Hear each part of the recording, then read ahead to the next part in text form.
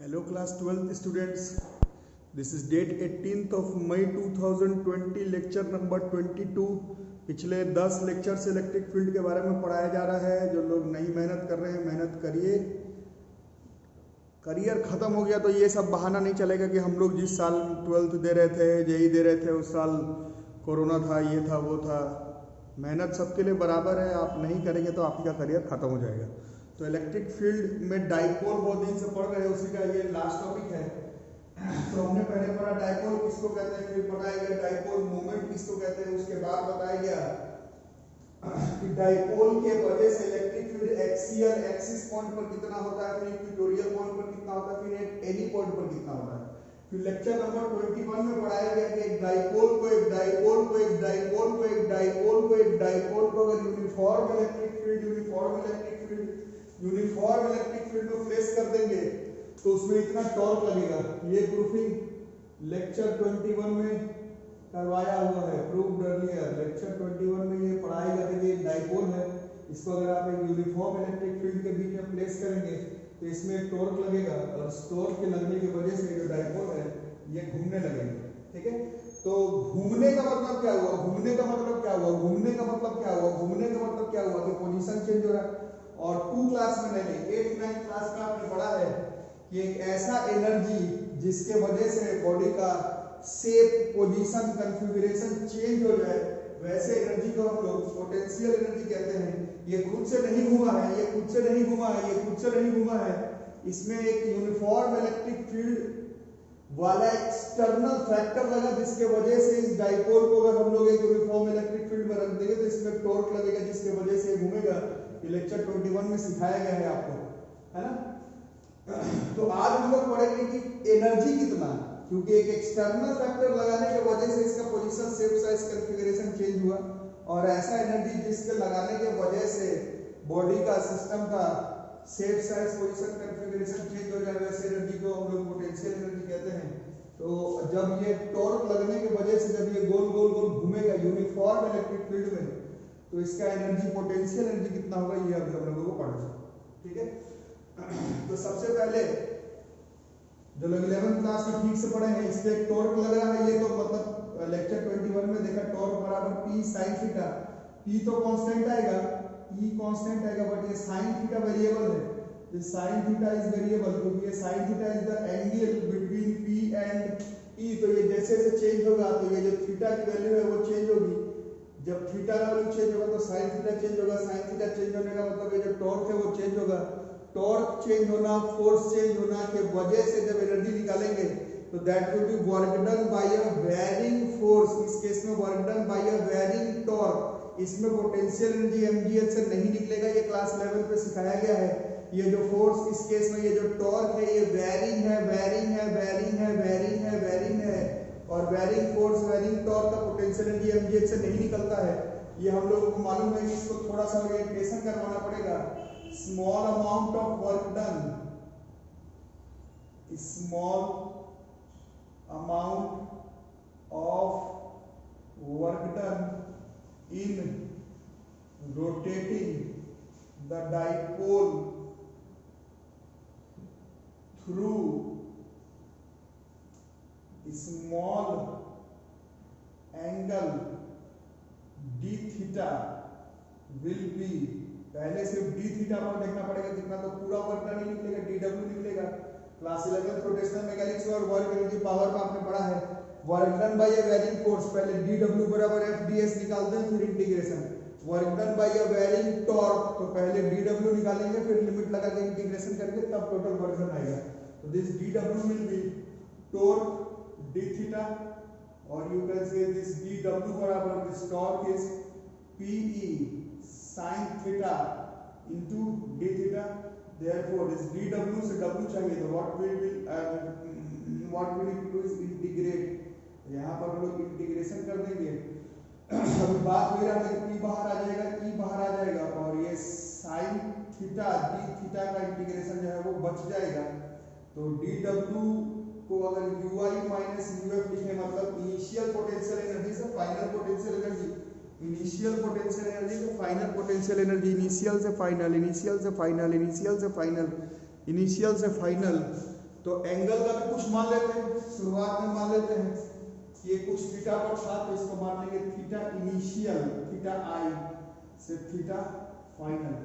तो dw का integration is w और upper limit minus lower limit करेंगे तो this is like uf minus ui, this is final potential energy का f है minus initial potential energy, this is minus pe, sin theta का integration is minus cos theta, sin theta का integration is minus cos theta, इसमें limit लगाना बाकी रह गया, this is theta final minus theta initial, so this is uf minus ui, because this is change in potential energy, this is minus pe, this is cos theta final minus cos theta initial, this is the change in potential energy, मतलब इतना potential energy का change हुआ है, this is शुरुआत में potential energy अगर ui था, बाद में अगर uf हो गया, so this is minus pe into cos theta f minus cos theta I, this is the final formula, this is potential energy of a dipole placed in uniform electric field। कल के class में सिखाया गया था dipole को अगर uniform electric field में रखेंगे तो उसमें टॉर्क लगेगा। आज के क्लास में सीखना है कि वो टॉर्क वेरिंग होगा, जिसके वजह से वो जो वर्क डन है वो वेरिंग होगा, और इस वर्क डन के वजह से बॉडी का शेप साइज कन्फिगरेशन चेंज हो रहा है, एंगल ओरिएंटेशन चेंज हो रहा है। इस potential energy this is uf minus ui equal to minus pe into cos theta final minus cos theta initial. ठीक है, इसको लिख करके रखो।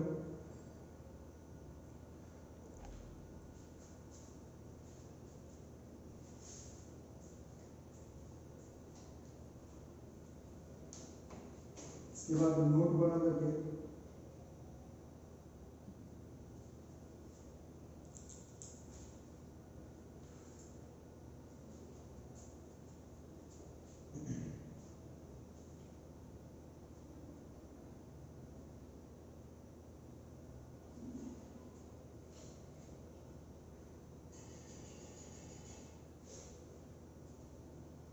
ठीक है, लिख लिए तो नोट बनाओ। और इफ थीटा वन मतलब थीटा वन थीटा इनिशियल बराबर पाई बाई 2 मतलब 90 डिग्री। ठीक है, थीटा इनिशियल पाई बाई 2 मतलब कि 90 डिग्री है। थीटा इनिशियल को अगर पाई बाई 2 लिए मतलब कि अगर 90 डिग्री लिए तो कल सिखाया गया था थीटा इनिशियल शुरुआत का एंगल अगर 90 डिग्री पर है, शुरुआत का एंगल अगर 90 डिग्री पर है, शुरुआत में 90 डिग्री पर रखा हुआ है ना। तो अगर आप ध्यान से देखेंगे तो this terms out to be u, इसको पूरा पोटेंशियल एनर्जी ही बोल दिया गया। This will be minus p e cos 90 है, cos 90 है, cos 90 0 हो गया, cos 90 this is 0, so this is minus p e into cos theta final मतलब this is the formula of our potential energy. But ये condition तब आप लगाएंगे जब ऐसा कहीं पर लिखा हुआ रहे कि शुरुआत में ओरिएंटेशन जो है वो 90 डिग्री पर है। अगर शुरुआत में अगर ये डाइपोल 90 डिग्री पर रखा हुआ, शुरुआत में डाइपोल अगर इलेक्ट्रिक फील्ड पे 90 डिग्री पर है, 90 डिग्री पर है, 90 डिग्री पर है, 90 डिग्री पर है, 90 डिग्री पर है। अब कुछ लोग पूछेंगे 90 पर क्यों रखे, क्योंकि कल सिखाया गया था टॉर्क का वैल्यू मैक्सिमम कब आता है। टॉर्क कल आपको सिखाया गया था मैक्सिमम 90 डिग्री पर था। साइन 90 जब 90 डिग्री पर रखते हैं तभी सबसे ज्यादा टॉर्क लगता है, तभी पूरा वो गोल गोल गोल घूमता है। इस वजह से ज्यादा मोटा मोटी सिचुएशन में ऐसा मान करके चलते हैं इस टॉपिक का क्वेश्चन जब अगर मेंशन रहे तब अलग बात है, 60 से 30, 30 से 45 वो एक अलग बात है। लेकिन अगर मेंशन नहीं रहे तो ज्यादातर क्वेश्चन में हम लोग मान लेते हैं, ज्यादातर क्वेश्चन में अपन मान लेते हैं, ज्यादातर क्वेश्चन में अपन मान लेते हैं, ज्यादातर क्वेश्चन में हम लोग मान लेते हैं कि शुरुआत का एंगल 90 डिग्री होगा। तो उस केस में this potential energy is only minus p into cos theta. और ये जो हमने पढ़ा था उसी कॉन्सेप्ट को प्रूव करना है। p is a vector quantity, electric field intensity is a vector quantity, ये cos पर है और ये एनर्जी स्केलर है। तो यही तो हमने पढ़ा था, this is minus p dot e, ये माइनस p डॉट e पर आ रहा है। ठीक है, तो ये डॉट प्रोडक्ट पर है।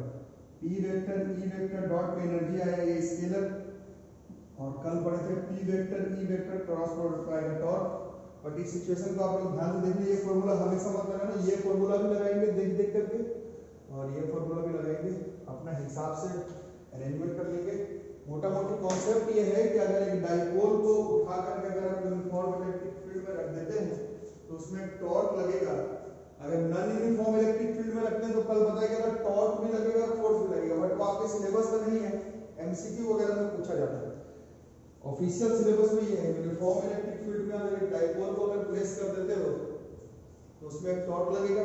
ये जो टॉर्क है वो वैरिंग होगा, जिसके वजह से वर्क डन हम लोग एमजीएच वगैरह नहीं चलाएंगे, और इस बर्डन का बॉडी का shape size position configuration change हो रहा है, जिसके वजह से इसको हम लोग पोटेंशियल एनर्जी कंसीडर करेंगे।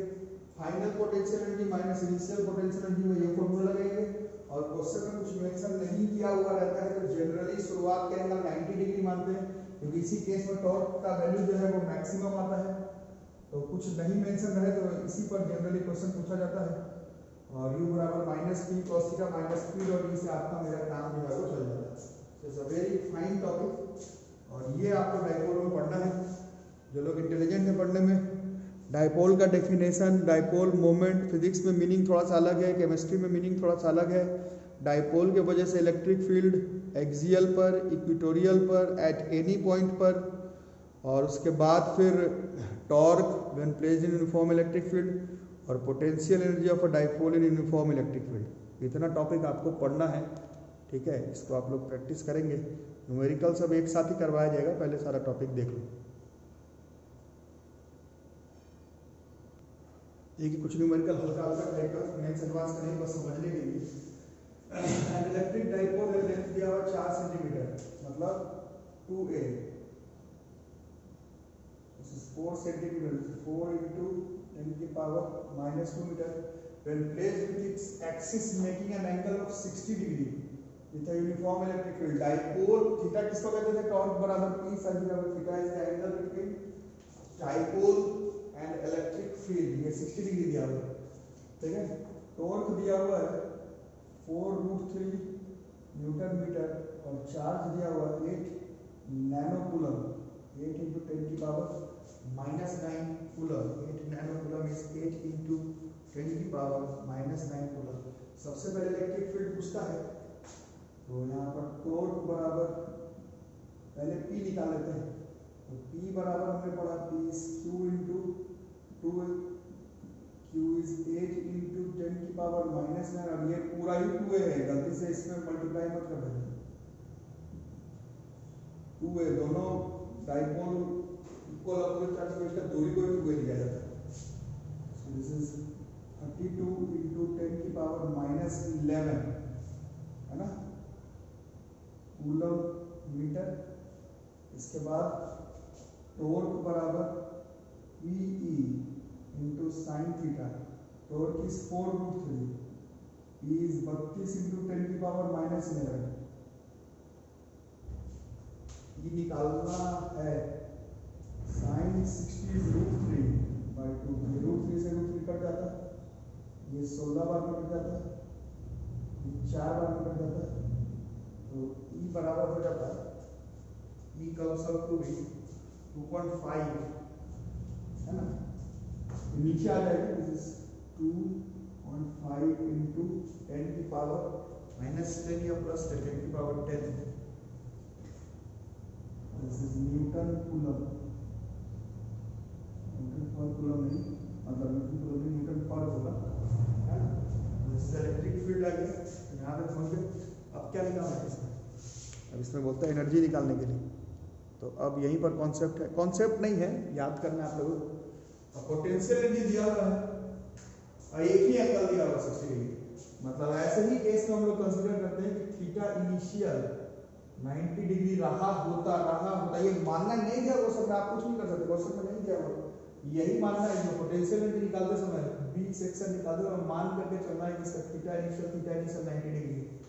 तो इस वजह से यू ही केवल पूछा, जिसमें -PE into cos theta, u is -P के जगह पर 32 into 10 की पावर -11, E निकाला आपने 2.5 into 10 की power 10 and cos 60, this is 1/2। ये जो हो जाए 32, 64, 80, 40 -4 40 कितना हो गया?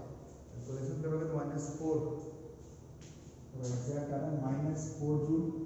और जो लोग रेगुलर क्लास कर रहे हैं उनको मालूम है स्केलर है, स्केलर का माइनस आंसर में लिखना पड़ेगा, वेक्टर का माइनस डायरेक्शन से करता है, स्केलर का माइनस है, स्केलर का माइनस है, स्केलर क्वांटिटी का माइनस है, थीटा इनिशियल 90 लेंगे, स्केलर का माइनस आपको आंसर में लेना ही पड़ेगा, स्केलर का माइनस लेना पड़ेगा बॉस, स्केलर का माइनस लेना पड़ेगा। ठीक है, इतना सारा प्रूफिंग एकदम याद करके चलो। और बच्चों से बात हो रही थी फ़ोन पर, प्रूफिंग सिर्फ रट्टा मत मारिए, मीनिंग समझिए, कॉन्सेप्ट समझिए, धीरे धीरे आगे बढ़िए। इलेक्ट्रिक फील्ड अब बहुत आगे निकल चुका है। ठीक है, नेक्स्ट लेक्चर आएगा कल, सारे को कॉपी पे नोट करके रखिए। Thank you.